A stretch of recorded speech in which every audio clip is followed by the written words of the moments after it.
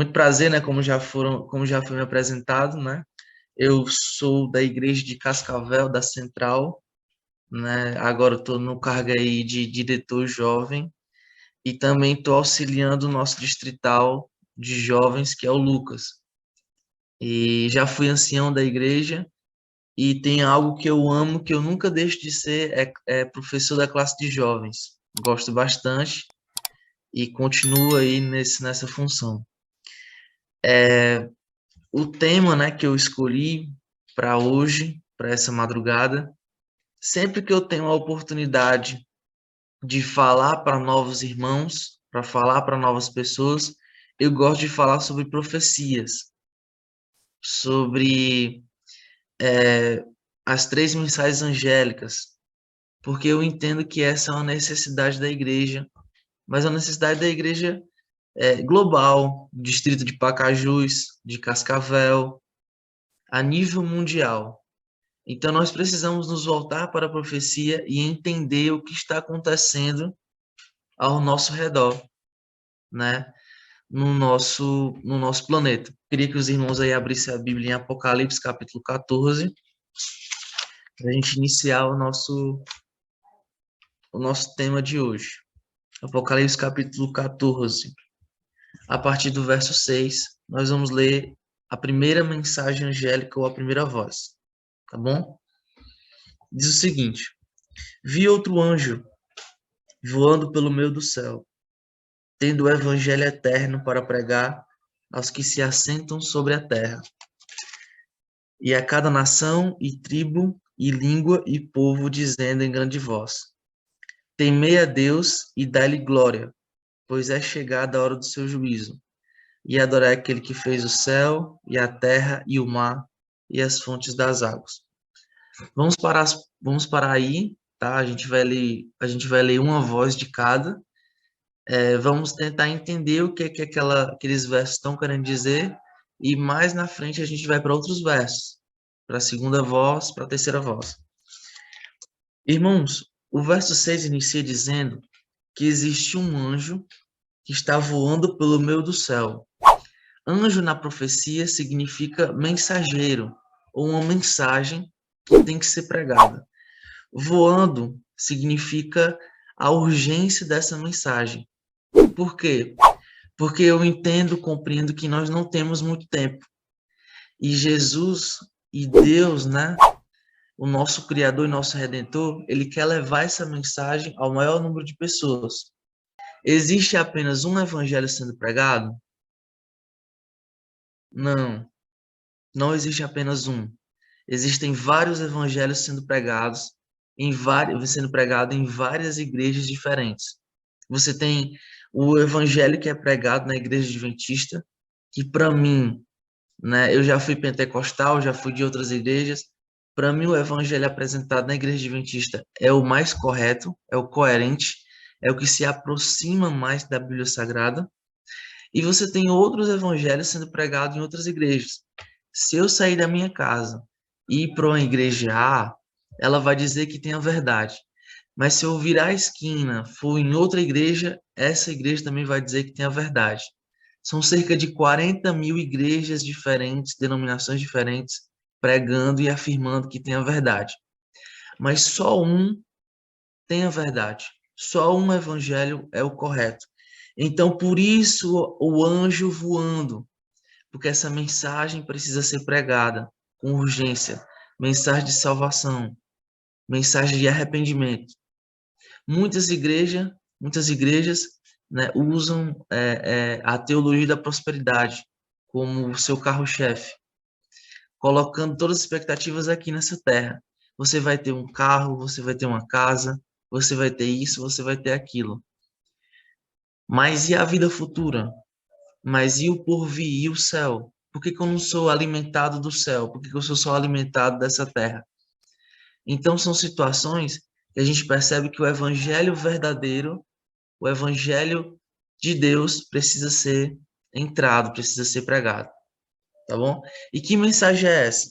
É uma mensagem que precisa ser pregada, o verso 6 diz no final, a toda nação e toda tribo, língua e povo, todo mundo. E qual é essa mensagem? E agora nós vamos entrar no clímax, ou no centro, na parte central do primeiro anjo, tá? Qual é a mensagem do primeiro anjo? Irmãos, a mensagem do primeiro anjo está a partir do verso 7, né? E ele está dizendo em grande voz: temei a Deus e dá-lhe glória, pois é chegada a hora do seu juízo. Temor a Deus. A mensagem do primeiro anjo é um convite à adoração. É um convite a você voltar a sua adoração a Deus. Então, o convite do primeiro anjo, ou o primeiro convite do primeiro anjo, é volte-se para adorar. Irmãos, porque no nosso meio existe um problema muito grande de idolatria. Nós somos idólatras. E eu não estou falando apenas da Igreja de Roma. Não estou falando apenas da adoração explícita, que você pega um pedaço de barro e se prostra na frente desse objeto e presta culto a esse objeto. Eu não estou falando só disso. Eu estou falando de tudo nas nossas vidas, na minha e na vida de vocês, que ocupa e que tira o primeiro lugar que deveria ser de Deus. Tudo que tira o lugar de Deus como no centro das nossas vidas é idolatria. Um exemplo meu, eu gosto muito de futebol, de jogar, de assistir, acompanhar, né? A Champions League, tem agora a Copa do Mundo. Então, sempre que possível, né? Até uns meses atrás, eu fazia de tudo para acompanhar, para falar disso. Tenho amigos em comuns que gostam. Só que, irmãos, eu percebi que isso estava tomando muito do meu tempo. Estava tomando muito meu tempo ao ponto de o tempo que eu poderia estar passando para meditação, para estar orando, para estar lendo a palavra de Deus, estudando algum tema, estudando profecia, eu estava usando esse tema para falar de outras coisas, como, por exemplo, futebol, como, por exemplo, as estatísticas, enfim. E, irmãos, cada um aqui, eu, o irmão Dileno, os irmãos aqui presentes, todos têm algo, política, né? Deixa eu ver o que a gente vê. Política também. Então, muita gente falando também sobre política. Eu entendo assim, não que seja errado. Não é errado você ir atrás dos seus direitos, ir atrás dos seus deveres, ir atrás de um país melhor para você, para os seus filhos, para o futuro. Mas a gente tem que ter cuidado com os extremos, nem deixar de lado e nem ser muito extremista. A gente tem que ter alinhado. O cristão, ele é conhecido por ser alinhado. Ele não é exagerado. Ele não é exagerado nem para um lado nem para o outro. Ele é centrado. O cristão, ele é centrado. Então, todo mundo aqui tem algo que, se você não se atentar, pode acabar tomando o lugar de Deus. Seja o seu trabalho, seja a faculdade, seja questões do dia a dia, política, futebol, enfim, inúmeras situações que pode acontecer, que pode acabar tirando o lugar, o primeiro lugar que deveria ser de Deus nas suas vidas, tá?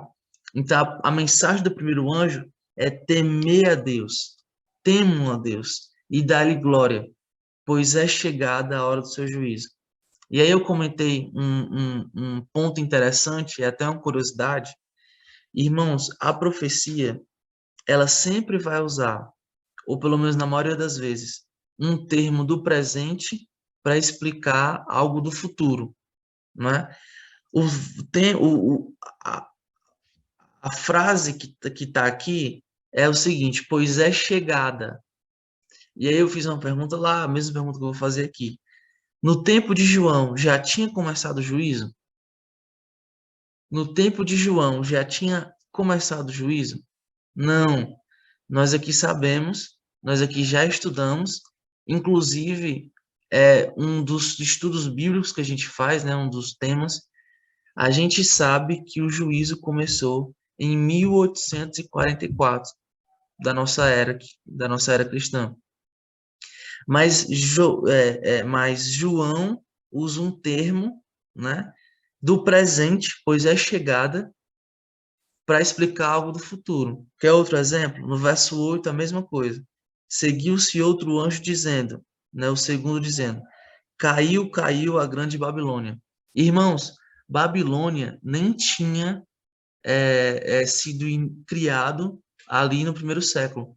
Ela só foi ser iniciada lá as suas atividades no terceiro século, quando Constantino muda de sábado para o domingo, para obter o favor do povo. Mas Babilônia nem existia na época de João, mas ele usa um termo do presente ou do passado para explicar algo do futuro. Quando você começa a compreender isso, a sua visão sobre a profecia muda, porque tem outros assuntos que eu não vou entrar aqui, obviamente, outros temas no Apocalipse que precisa muito dessa compreensão de você pegar um termo do passado para explicar algo do futuro. E muda totalmente a visão, tá bom? Mas voltando aqui para o primeiro anjo. O primeiro anjo, a mensagem é: temor a Deus, temam a Deus, volte-se para ele com toda a força.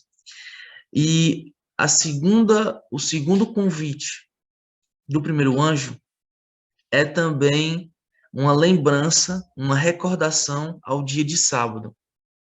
Não sei quantos irmãos sabiam disso, não sei quantos irmãos tinham essa ciência, mas a mensagem do primeiro anjo também é um convite ao sábado, é um convite à adoração e um convite ao sábado.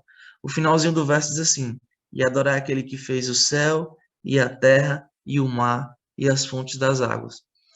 Se os irmãos, não vou pedir para abrir, mas quando os irmãos vão lá para Êxodo 20, a partir do verso 8 até o verso 11, lá fala do quarto mandamento, que é o dia de sábado. E lá fala, lembra-te do dia de sábado para o santificar, porque em 6 dias. E aí, quando você vai continuando, né, a leitura, no verso 11 fala, porque em 6 dias fez o Senhor o mar, né, os céus, a terra, o mar e tudo que neles há. Irmãos, esse verso de Êxodo 20, né, versículo 11, capítulo 20, versículo 11, esse termo que aparece lá, adorar aquele que fez o céu, a terra e o mar, é o mesmo que aparece em Apocalipse 14, verso 7. É o mesmo verso, não muda. Então, é como se fosse um Ctrl+C, um Ctrl+V, um copia e cola. Copia lá de Apocalipse 20, 11 e cola em Apocalipse 14, 7. É a mesma coisa. Por quê? Porque a gente sabe que o sábado é o selo de Deus. É o selo de Deus. Exatamente. Como a irmã falou aí, né, Cássia? A gente eu vou falar mais na frente, mas a gente precisa estar constantemente em vigilância, porque para Adão, lá no início, o juiz não tinha começado para ele, mas quando ele morreu, já foi selada a sua vida. Então, independente ali para João, muito bem lembrado, muito bem destacado, se para João não tinha começado ali o juízo, no tempo de João não tinha começado o juízo, a partir do momento em que eu morro, né, eu estou selado. Então, não tem o que ser feito, tá? O convite para o sábado é uma realidade no primeiro anjo, por quê? Porque o sábado a gente entende que é o selo de Deus. Ezequiel 20, 20 fala: e santificar os meus sábados, porque servirão de sinal entre mim e vós. Percebe o tempo? Servirão no futuro, tá bom? Hoje ninguém está selado. Todo mundo aqui sabe disso. Ninguém está selado. Mas quando o selo da besta for revelado, que é o decreto dominical, aí todo mundo vai ter que tomar uma decisão. E aí vai se cumprir Ezequiel 20, 20. Nesse tempo, o sábado vai ser o selo de Deus e o domingo vai ser o selo é da besta, como está lá relatado em Apocalipse, tá bom? Então, essa é a mensagem do primeiro anjo. São dois convites, um convite à adoração e um convite à guarda do sábado, porque adorar a Deus, né, deve ser prioridade em nossas vidas, colocado em primeiro lugar, e o sábado deve ser um dia que a gente precisa tirar para estar com Ele, e além disso tudo, Ele também é o selo de Deus, tá bom? Vamos continuar aqui no segundo anjo, ou a segunda voz. Seguiu-se outro anjo, o segundo, dizendo: Caiu, caiu a grande Babilônia, que tem dado a beber a todas as nações do vinho da fúria da sua prostituição, tá? Irmãos, na Bíblia existem duas Babilônias, tá? Eu vou agora ser um pouco mais rápido para deixar uns 5 minutos aí no final. Muito bom isso. Para deixar uns 5 minutos aí no final para quem quiser comentar alguma coisa, né? Fazer alguma pontuação. Vou ser um pouco mais rápido agora. Na Bíblia existem duas menções à Babilônia. Primeiro, Babilônia física, lá de Daniel 5, Daniel 4 ali, e a Babilônia espiritual, que é toda essa confusão religiosa que a gente vive hoje. Todas essas igrejas que pregam mentiras. E para a gente entender como vai cair Babilônia espiritual, a gente tem que voltar lá para Daniel 5 e entender como Babilônia física caiu. Irmãos, eu não vou abrir aqui com vocês, mas quando vocês terminarem, se vocês quiserem, abram em Daniel capítulo 5, a partir do verso 20, 21, 22. Você vai ler lá que Belsazar estava dando um banquete e uma mão, né, começou a escrever algumas coisas na parede. E aí veio Daniel e explicou o que estava escrito e deu também o significado, né? E aí a gente sabe pela história que naquela mesma noite Belsazar foi morto e todo o seu reino foi entregue aos medos e aos persas. E Dario começou o seu reinado. Mas como é que se deu essa invasão? Irmãos, a cidade de Babilônia era uma cidade fortificada. Não tinha como eu entrar pela porta da frente. Não é eu sair de uma cidade e ir para outra como a gente faz hoje. Era uma cidade fortificada e ao redor tinha um rio chamado Rio Eufrates. Então a única maneira deles invadirem Babilônia era passar por baixo. Então eles desviaram o curso do rio, né, secaram o rio, digamos assim, desviaram o curso, aquela parte ficou seca e eles passaram por baixo. Foi assim que Babilônia física foi conquistada. E como é que Babilônia espiritual vai cair? Como é que Babilônia espiritual cairá? Irmãos, o que significa rio em profecia? Rio em profecia significa multidões, nações, línguas. Então, toda essa multidão hoje, toda essa multidão, essa nação que alimenta Babilônia espiritual, toda essa força dessa multidão, um dia ela vai ser retirada. Um dia todos os que estão em Babilônia vão cair na real, vão perceber que foram enganados e vão sair de Babilônia. Só que, infelizmente, nessa época, quando elas saírem, já vai ser tarde demais. A porta da graça já vai estar fechada. É por isso que hoje a gente precisa pregar essa mensagem com força total a todas as pessoas, aos meus vizinhos, aos meus parentes, às minhas igrejas, porque Jesus mesmo falou: ainda existem muitas pessoas em Babilônia, né? Existem muitas pessoas lá e a gente precisa tirá-las de Babilônia. Sai dela, povo meu, para não ser cúmplices dos seus flagelos. Tem muita gente hoje sincera em Babilônia e nós precisamos resgatar essas pessoas, porque infelizmente estão no erro, estão no engano e são pessoas sinceras e nós precisamos fazer a nossa parte. Tá bom? Amém? Indo agora para a terceira voz, ou terceiro anjo, tá? E para mim a gente tem que ter uma atenção especial. Versículo 9, Apocalipse 14, versículo 9. Seguiu-se a estes outro anjo, o terceiro, dizendo em grande voz: Se alguém adora a besta e a sua imagem, e recebe a sua marca na fronte ou sobre a mão, também esse beberá do vinho da cólera de Deus, preparado sem mistura, do cálice da sua ira, e será atormentado com fogo e enxofre diante dos santos anjos e na presença do Cordeiro. A fumaça do seu tormento sobe pelos séculos dos séculos, e não tem descanso algum, nem de dia nem de noite. Os adoradores da besta e da sua imagem, e quem quer que receba a marca do seu nome.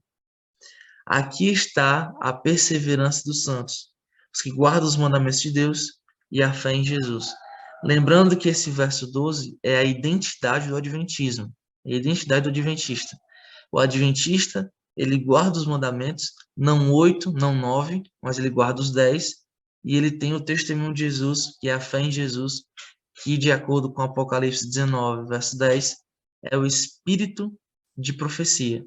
É o espírito da profecia, tá bom? Irmãos, o terceiro anjo fala de uma marca que vai ser dada a todos. Uma marca que vem sobre a fronte ou sobre a mão direita. Fronte significa aceitação, mão direita significa trabalho, tá? E aí vai ser dada uma marca, e Apocalipse 13, os versos 16 e verso 17, fala que não vai ter, ninguém vai ficar isento, ninguém vai ficar neutro.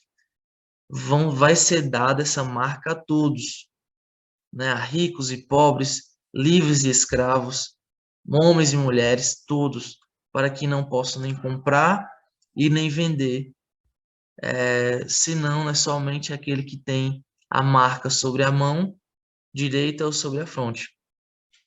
Irmãos, eu falei lá na igreja de Montese e gostaria também de falar para vocês aqui neste momento. Eu poderia muito bem resumir a marca da besta em uma palavra, em um único termo: restrição. Esse é o termo, restrição. Porque quem não tem a marca da besta não vai poder fazer transações econômicas, não vai poder nem comprar nem vender, não vai poder nem comer, enfim. Então, isso para mim é uma restrição. O clímax, ou o centro da mensagem do terceiro anjo, é uma marca que vai me restringir do meu direito pessoal à vida, por exemplo. Irmãos, isso é uma afronta a Deus. Por que isso é uma afronta a Deus? Cada um aqui foi criado com o quê? Com o seu livre-arbítrio. Todos nós aqui temos nosso livre-arbítrio, decisões de ir e vir, decisões a tomar, livre-arbítrio. E aí a marca da besta vai vir para restringir, para fazer essa restrição.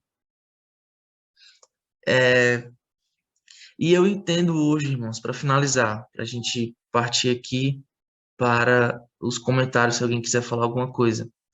Nós já estamos vivendo essas pequenas restrições. São restrições para a gente cultuar a Deus, são restrições para a gente fazer uma viagem, são restrições para a gente visitar um parente, são restrições para a gente tirar a carteira de motorista. São várias restrições que estão chegando a nós. Inclusive, eu falei na igreja do Montese, e vou falar aqui para vocês também. Eu não fui a favor, na época eu não tinha todo esse conhecimento, mas agora eu enxergo dessa forma. Não fui a favor quando as igrejas fecharam na pandemia. Eu fui contra. Eu falei na época, eu disse, na minha opinião, e agora, mais do que nunca, eu sou contra. Na época era para eu ter sido mais contra ainda. Porque a lei, ela garante que a gente tem o nosso liberdade de culto. Isso está lá na Constituição, artigo 5º. Então, independente dos casos, eu sei que teve uma pandemia, eu sei que muitas pessoas morreram e tudo mais, só que se eu me sentia bem para frequentar a casa de Deus, por que não ir? Por que não ir por que não ir à casa de Deus? Se eu me sentia bem, se eu me sentia com a consciência tranquila de frequentar a casa de Deus, por que ter que fechar a casa de Deus? Irmãos, a igreja não se fecha nem em declaração de guerra universal. Vocês sabiam que na Primeira e na Segunda Guerra as igrejas não fecharam? Igreja nenhuma fechou nas duas grandes guerras mundiais do século passado.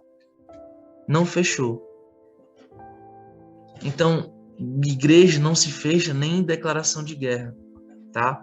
E aí eu entendo, tá? Para finalizar, esse é o meu apelo nesta madrugada. Atente-se para o momento que estamos vivendo, de pequenas restrições, de restrições que estão vindo.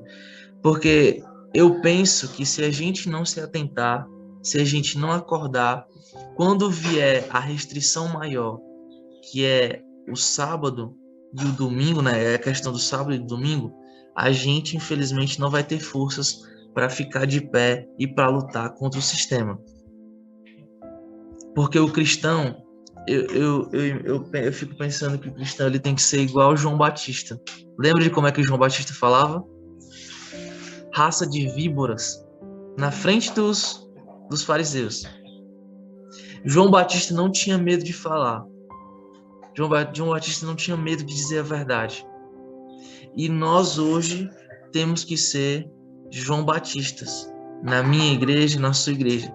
A gente tem que falar a verdade, tem que ser honesto com a igreja, tem que ser honesto com a situação que nós estamos vivendo, para que nós possamos ficar de pé e resistir tudo o que vai vir diante de nós.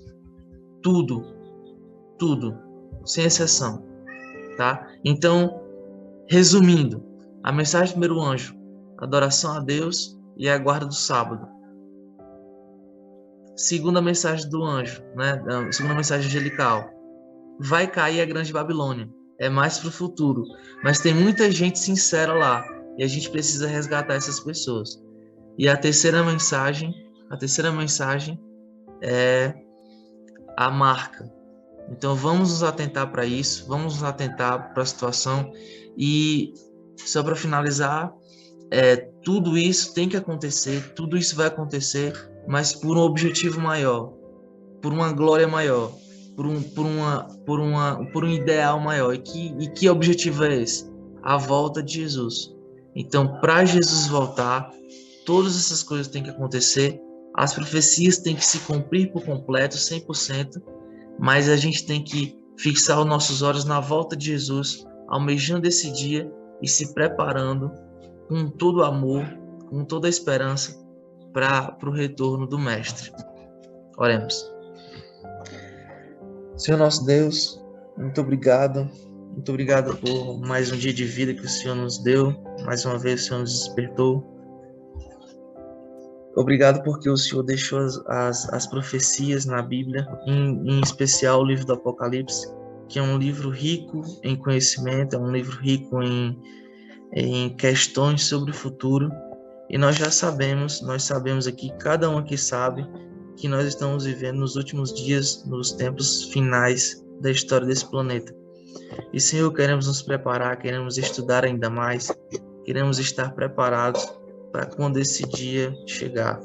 Que o Senhor nos ajude, que o Senhor nos mantenha firmes na caminhada e nos dá um ótimo dia na Tua presença, em nome de Jesus. Amém.